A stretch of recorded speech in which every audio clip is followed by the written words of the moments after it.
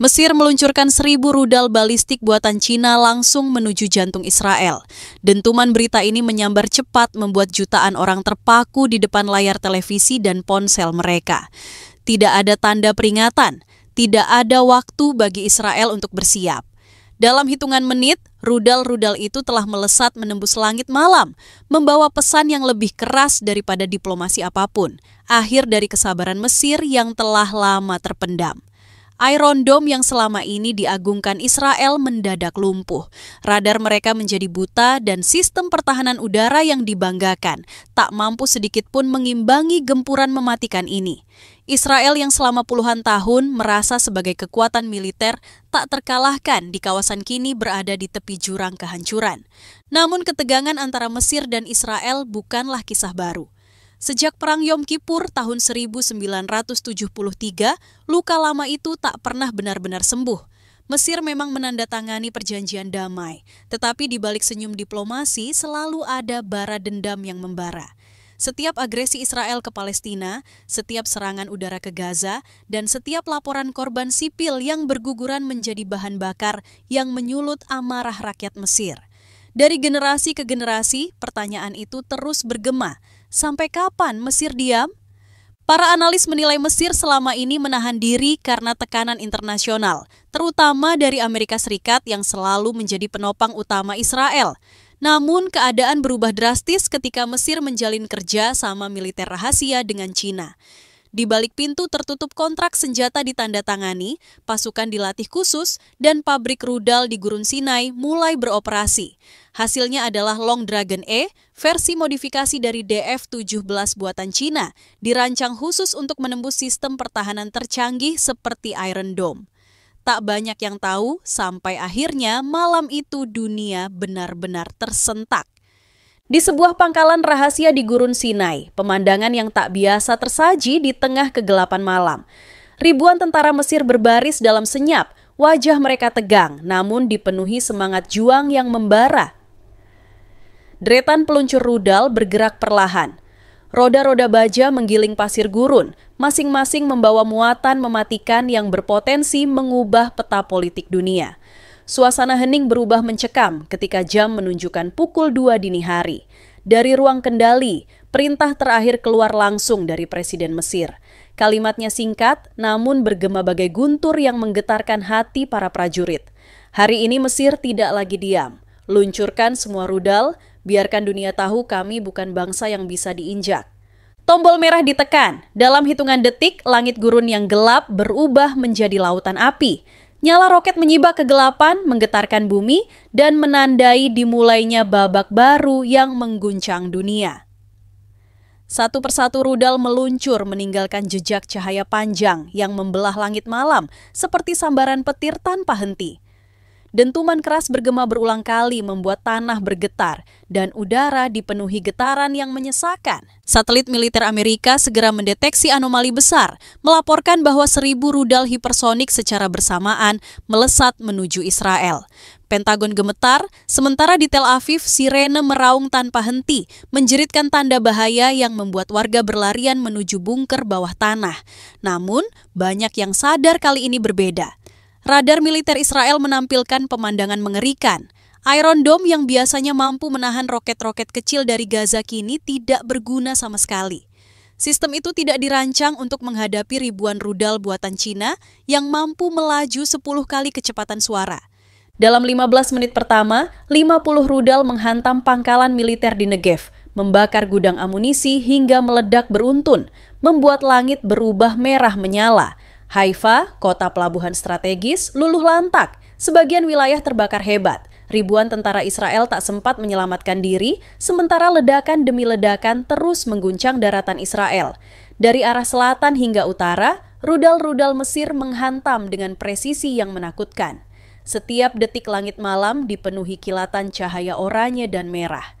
Seolah-olah Israel tenggelam dalam kobaran kiamat yang tak terhentikan. Salah satu target pertama adalah Pangkalan Udara Nevatim, rumah bagi jet tempur siluman F-35 yang menjadi kebanggaan militer Israel. Hanya dalam beberapa menit, rudal hipersonik buatan Cina menghantam hanggar-hanggar pesawat menyebabkan ledakan beruntun yang menerangi langit dengan kobaran api. Puluhan jet canggih hancur seketika, bahkan sebelum sempat mengudara. Di Tel Aviv, ledakan besar meluluh lantakan kawasan bisnis utama. Gedung-gedung pencakar langit runtuh bagai pasir diterpa badai. Jalan raya berubah menjadi lautan api yang menjalar cepat. Sirene ambulans meraung tanpa henti bercampur dengan teriakan warga sipil yang panik berlarian mencari perlindungan. Simfoni kehancuran itu meninggalkan trauma mendalam bagi generasi yang menyaksikannya. Israel yang selama ini begitu percaya diri dengan kecanggihan teknologi pertahanannya, kini dipaksa menghadapi kenyataan pahit bahwa semua itu tak mampu menghentikan badai 1.000 rudal Mesir. Tidak ada yang bisa menahan badai 1.000 rudal ini. Berita tentang serangan Mesir menyebar lebih cepat daripada ledakan itu sendiri, mengguncang opini publik di seluruh dunia. CNN, Al Jazeera, hingga BBC menayangkan gambar-gambar kehancuran yang memilukan. Anak-anak berlarian di jalanan gelap, keluarga terjebak di bawah reruntuhan, dan kobaran api yang melahap pusat kota Tel Aviv. Dunia pun geger. PBB segera menggelar rapat darurat di markas besar New York, namun forum itu dengan cepat berubah menjadi panggung saling tuduh. Amerika Serikat menuding Mesir dan Cina sebagai dalang kehancuran, sementara Rusia dan Iran menuding balik Israel atas agresinya yang berkepanjangan terhadap Palestina. Ketegangan meningkat tajam, diplomasi berubah menjadi adu mulut, dan bayang-bayang perang dunia semakin terasa nyata. Presiden Amerika bahkan mengumumkan keadaan siaga nuklir. Khawatir Israel akan mengambil langkah balasan yang bisa memicu kiamat global. Beijing di sisi lain memilih diam, hanya mengeluarkan pernyataan singkat bahwa rudal yang digunakan adalah produk lama dan tanggung jawab penuh ada pada Mesir. Namun, semua orang tahu tanpa teknologi Cina, Mesir tidak mungkin bisa meluncurkan serangan sebesar ini. Dunia menjadi saksi bahwa keseimbangan kekuatan global telah resmi bergeser. Di bunker bawah tanah Tel Aviv, Perdana Menteri Israel duduk dengan wajah pucat. Tangannya gemetar memegang telepon merah jalur darurat untuk menghubungi Washington. Namun, laporan yang ia terima justru membuat harapan runtuh. Ratusan rudal telah menghancurkan pangkalan udara, melumpuhkan instalasi listrik, dan meruntuhkan gudang bahan bakar. Dalam waktu singkat, seluruh jaringan komunikasi terputus. Bandara Ben Gurion hancur dan armada tank di selatan terbakar habis. Israel yang selama puluhan tahun dikenal dengan kecanggihan teknologinya, kini terisolasi sepenuhnya dari dunia luar. Di luar bunker, rakyat Israel berteriak histeris menuntut jawaban atas pertanyaan yang sama. Di mana pertahanan kita? Mengapa Mesir bisa menyerang tanpa ampun? Namun, para pemimpin hanya bisa terdiam, menyadari untuk pertama kalinya dalam sejarah modern, mereka benar-benar berada di ujung tanduk. Malam itu berubah menjadi neraka bagi Israel. Rudal-rudal Mesir menghantam tanpa ampun. Setiap dentuman adalah sinyal kehancuran yang tak terbendung. Kota Askelon terbakar hebat. Kobaran api menjilat langit seolah menelan seluruh horizon. Haifa luluh lantak. Pelabuhan yang dulu sibuk kini hanya tersisa reruntuhan besi dan kapal-kapal yang hangus terbakar. Yerusalem pun tak luput dari guncangan. Jalanan penuh dengan puing, kaca berhamburan, dan ribuan warga berlarian panik mencari tempat berlindung. Banyak orang berdesakan masuk ke bunker bawah tanah. Namun kapasitas terbatas membuat sebagian besar hanya bisa bertahan di jalanan terbuka dengan rasa takut yang mencekam. Ribuan nyawa melayang dalam hitungan jam, sementara rumah sakit kewalahan menampung gelombang korban. Dokter dan perawat bekerja tanpa henti. Namun persediaan obat-obatan menipis, listrik padam, dan generator darurat hanya mampu bertahan sebentar. Jeritan kesakitan bercampur suara siren menciptakan pemandangan apokaliptik yang tak terlukiskan. Israel yang dulu digadang-gadang sebagai benteng terkuat di Timur Tengah, kini sedang tenggelam dalam badai api. Banyak yang mengira Israel akan segera membalas dengan serangan besar-besaran. Namun, kenyataannya pahit. Negeri itu tak lagi memiliki kekuatan untuk bergerak. Pangkalan militernya hancur total, jet-jet tempurnya musnah. Bahkan sebelum bisa mengudara dan tank-tank Merkava terbakar hangus di hanggar. Sistem komunikasi terputus membuat pasukan yang tersisa tercerai-berai tanpa komando. Amerika Serikat mendesak Israel untuk menyiapkan opsi nuklir sebagai langkah terakhir. Namun, para jenderal sadar itu hanya akan mempercepat kiamat dunia. Lebih dari itu, peluncur nuklir Israel sendiri telah dilumpuhkan dalam serangan awal, menjadikan ancaman balasan sekadar ilusi. Perdana Menteri Israel hanya bisa menangis dalam diam, menyadari negaranya tidak lagi punya taring. Serangan balik hanyalah mimpi di tengah reruntuhan yang membara. Israel tak pernah menyangka bahwa negeri yang dulu dianggap jinak seperti Mesir kini menjelma menjadi mimpi buruk terbesar yang menghantam jantung mereka. Sementara Israel hancur, dunia terbelah dua. Negara-negara barat panik khawatir Mesir akan melanjutkan serangan sementara Washington mengancam akan mengirim pasukan. Namun kenyataannya, tentara Amerika pun ragu karena Mesir kini berada di bawah payung diplomatik Rusia dan Cina.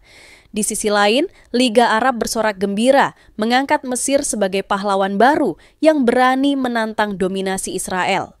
Di jalanan Palestina, ribuan orang turun dengan air mata haru, mengibarkan bendera mereka tinggi-tinggi, meyakini bahwa doa puluhan tahun akhirnya terjawab. Dunia internasional terjebak dalam dilema besar. Apakah harus menghukum Mesir karena melanggar stabilitas global, atau mengakui bahwa serangan itu adalah konsekuensi dari puluhan tahun penindasan Israel terhadap rakyat Palestina? Keesokan harinya, peta politik benar-benar berubah. Israel yang dahulu menjadi kekuatan militer utama di Timur Tengah kini tinggal bayangan masa lalu. Ribuan tentaranya gugur, kota-kotanya hancur, ekonominya runtuh. Sebaliknya, Mesir tampil sebagai kekuatan baru yang disegani. Rudal buatan Cina yang mereka gunakan bukan hanya senjata, tetapi juga simbol bergesernya keseimbangan global, menandai berakhirnya dominasi tunggal barat di kawasan. Timur Tengah tidak lagi berada di bawah kendali satu negara. Namun, di balik sorak kemenangan itu, tragedi kemanusiaan tetap membekas. Ribuan warga sipil kehilangan rumah, keluarga, bahkan masa depan. Luka baru tercipta di Timur Tengah. Namun, satu hal yang pasti, kekerasan tak pernah menjadi jawaban sejati. Perang mungkin mampu meruntuhkan kota, menghancurkan tentara, bahkan mengubah peta politik dunia. Tetapi, ia tidak pernah bisa menghadirkan kedamaian yang tulus. Yang tersisa hanyalah air mata, darah, dan generasi yang tumbuh dalam bayang-bayang trauma. Mesir mungkin memenangkan pertempuran, Israel mungkin musnah dalam semalam, dan dunia mungkin gemetar menyaksikan. Tetapi semua itu sekaligus menjadi pengingat pahit bahwa tanpa keadilan, empati, dan penghormatan terhadap kemanusiaan, tidak ada bangsa yang benar-benar aman. Hanya dengan keberanian untuk memilih jalan damai manusia bisa menemukan masa depan yang layak untuk anak cucunya. Sejarah malam itu akan selalu dicatat bukan hanya sebagai kisah kehancuran, tetapi juga sebagai peringatan keras bagi umat manusia.